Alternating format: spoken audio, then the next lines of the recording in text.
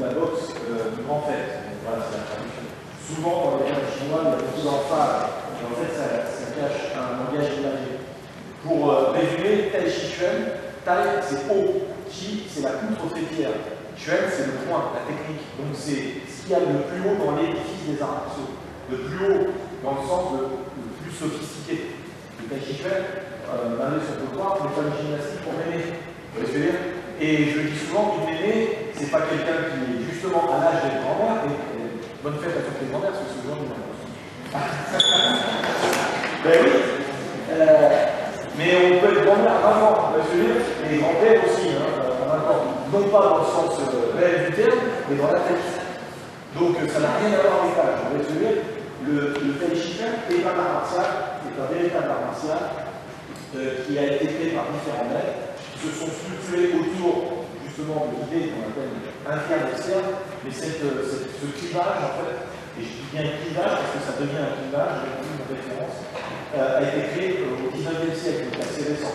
Mais en fait, pour concurrencer, c'était très marketing à l'époque chez les Chinois, le courant Shaolin et tout ce qu'il y avait autour non pas du temple de Shaolin, mais en tout cas, parce que au 19e siècle, Shaolin c'était des ruines.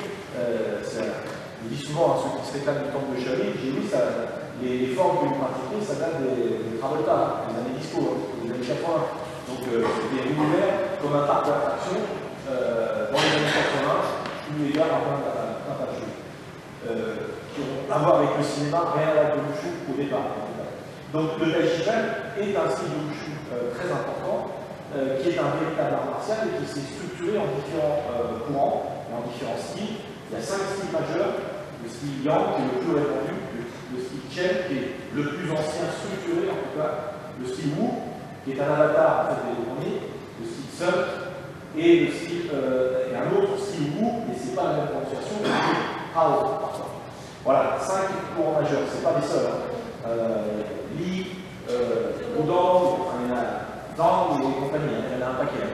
Donc, mais c'est les 5 grands styles majeurs du Tai Chi Chuan. Je vous l'ai dit tout à l'heure, le Yang est le plus répandu, et c'est peut-être l'art martial le plus pratiqué au monde, le Tai Chi Yang, qui se retrouve dans tous les pays et beaucoup de pratiquants. Il suffit de voir simplement en Chine une grande démonstration avec des milliers de personnes qui pratiquent ça, donc on s'en convainc. Voilà, le Tai Chi, en tout cas moi quand j'ai commencé la pratique du Tai Chi, j'étais très jeune et non pas assez mûr pour en saisir toutes les subtilités. J'étais encore compétiteur et j'aimais la gestuelle du wushu, donc je l'ai pratiqué comme une danse. Je l'ai pratiqué parce que la gestuelle, j'étais amoureux de la gestuelle du wushu et je la pratiquais sans y donner vraiment la saveur que j'ai trouvée plus tard, comme le Qigong. Mais il faut, je pense que c'est comme dans la vie, il faut que les rencontres soient au bon moment. Maintenant, parfois c'est un peu tôt, et c'est jamais nuisible parce qu'il en reste quelque chose. Vous voyez ce que je veux dire? Il en reste toujours quelque chose. Et c'est vrai qu'en avançant fatalement dans l'âge, eh bien, on s'intéresse un peu plus à ces techniques, par essence, parce que ces techniques sont fluides, mais on a tendance à voir justement que le Tai Chi, tel qu'il est pratiqué en Occident, je ne dis pas seulement en France, est pratiqué comme une gymnastique, je dis encore une fois, fait pour les vieillards. Mais c'est pas du tout ça. Le Tai Chi, c'est pas un sous-produit d'autre chose. C'est un véritable art martial, encore une fois, et qui demande beaucoup de qualité. Il suffit qu'on s'en convainc de regarder les compétitions techniques avec des athlètes qui ont entre 20 et 30 ans. Ils sont des athlètes, des véritables athlètes. Alors là, c'est le Tai Chi de compétition, de haute compétition. Mais c'est très intéressant si vous le voir quand les gens évoluent. Voilà, c'est le mec plus ultra du Tai Chi. Voilà, donc ça va sauter. Hein, ceux qui ont pas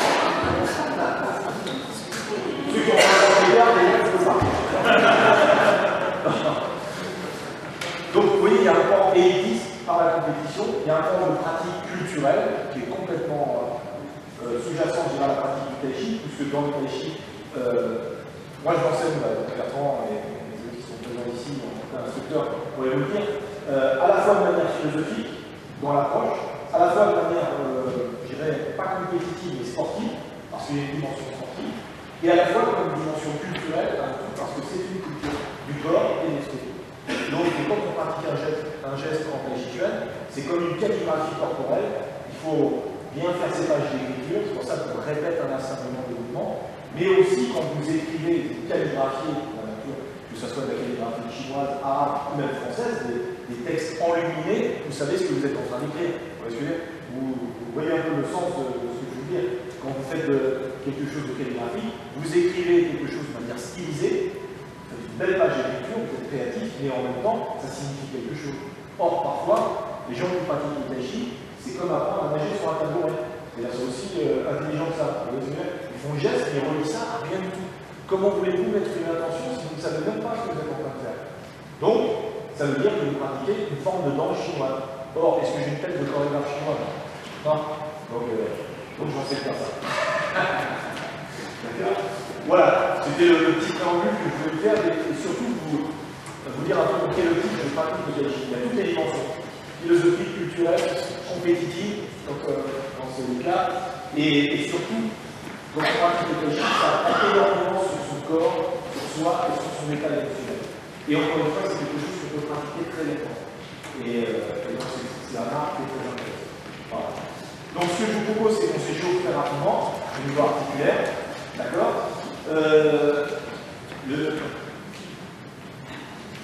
Bertrand m'a donné une feuille de route très précise comme d'habitude. À quelle heure tu fais ça? Il m'a envoyé le plan pour faire justice, il m'a envoyé des photos. Vous avez vu? 12 photos. 12 photos quand t'es en voiture.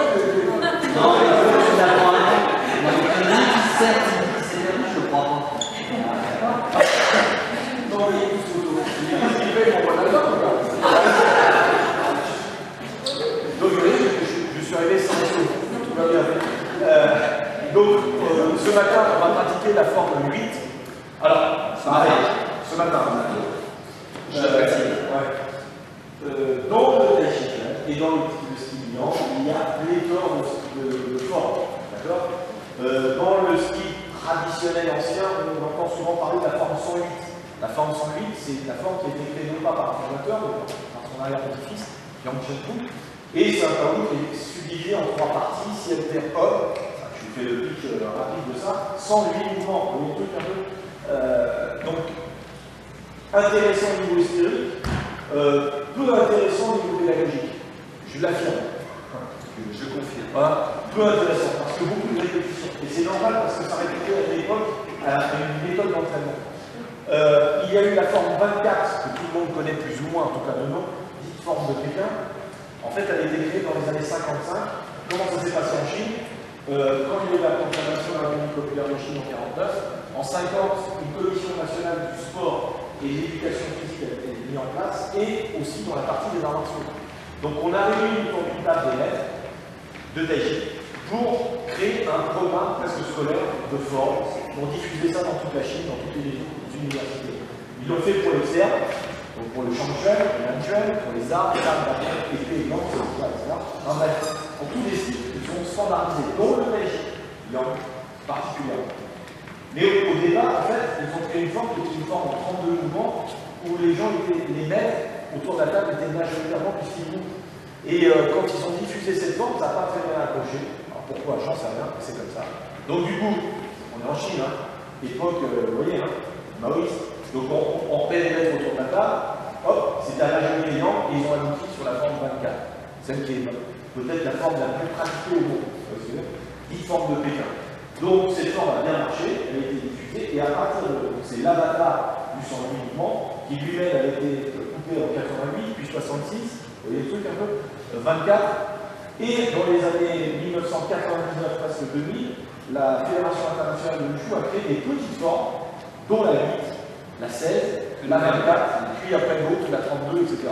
Alors on a l'impression qu'on joue au loto, mais c'est en fait le nombre de mouvements. On va se dire c'est classifié en nombre de mouvements. Donc ils ont fait en sorte de créer quelque chose qui est plus pédagogique et digeste pour tout le monde. Parce que sinon, vous imaginez, si vous devez travailler la forme 108 mouvements, rendez-vous dans un an, alors on peut l'avoir, c'est pas le problème, mais c'est très fastidieux, et puis ça fait de vous, quelque part, des gens frustrés, parce que avant de connaître une forme en entier, il se passe quand même quelques temps. Je veux dire qu'on a du mal à s'apaiser. Donc ça a été très bien structuré, et moi je l'ai organisé de la manière suivante, dans mon enseignement, 8, 16, 24, 32, 48, 42. Voilà, c'est un millefeuille. Une forme académique, une forme standard, une forme académique, une forme standard. Le 8 est une forme standard basique, le 24 est une forme standard moyenne, et le 48 est une forme standard élevée. Voilà. Et entre, on met des formes composites.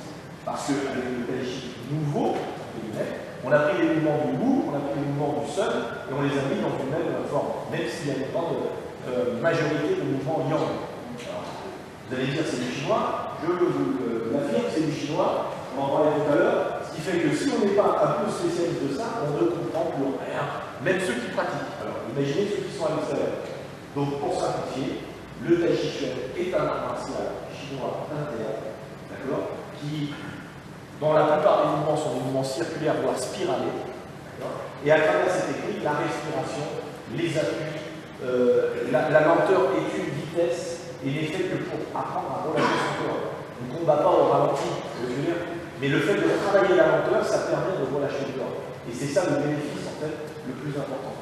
Et parfois, certains, quand ils pratiquent ici, on a ça la folie, je ne comprends pas, mais vous allez voir aussi que, même en pratiquant lentement, certains mouvements, on ne les comprend pas plus. Donc ça n'a rien à voir avec la vitesse. C'est simplement dans la gestion du corps et l'ingénierie du corps que vous allez réussir à avoir. Hier, j'étais à Rouen, donc j'étais présent, et je disais, excusez-moi, moi j'ai un langage à la fois direct et très imagé. Je dis dans votre corps, c'est un sacré bordel. Le bras, déjà, c'est une bloc monolithique quand on commence la pratique, on est un peu comme un astro de petit robot. Vous voyez, déjà, de prendre conscience que dans un bras, il y a 3 articulations, vous le savez, poignet, coude, épaule, mais que tout ça soit coordonné avec un bras. Bon boulot, hein. Mais bonne nouvelle, vous avez 2 bras. Donc, il faut le faire avec l'autre. Ça complique le jeu. Il faut le faire avec les deux, il faut les marier entre eux. C'est compliqué. Et bonne nouvelle encore, vous avez 2 jambes. Il faut faire le même boulot. D'accord? Et la même chose avec le buste. Donc, vous imaginez à coordonner tout ça, tout le corps, dans des mouvements haut, bas, gauche, droite, avant, arrière. Il faut donc créer cette ingénierie dans le corps, cette intelligence corporelle, et manifester par un mouvement, avec une intention. Donc c'est vraiment le même boulot, et d'avoir la respiration, la fluidité du corps et la saine. Donc c'est tout ça, le tai chi chuan. Alors je vous parle de tout ça parce que c'est super important. Quand vous pratiquez, il ne faut pas pratiquer l'esprit. Je fais le geste, en même temps il faut vraiment se l'accompagner. Ça c'est super important. Voilà. C'est une info nécessaire parce que sinon on ne sait pas trop comment on pratique et qu'est-ce qu'on doit rechercher. Donc déjà d'entrée, ce postulat, il faut qu'on comprenne. Vous voyez, d'entrée. Parce que sinon, on pratique en découvrant à chaque fois des trucs, alors que là, on a un petit temps de route. Un peu, c'est pour ça que l'ellipse, vous allez voir, avec Bertrand. L'ellipse, vous avez compris, comme dans un film. Elle m'a donné un plan, au moins on sait où on va. Même s'il y a 12 photos. Sur le téléphone. Allez, avancez un peu.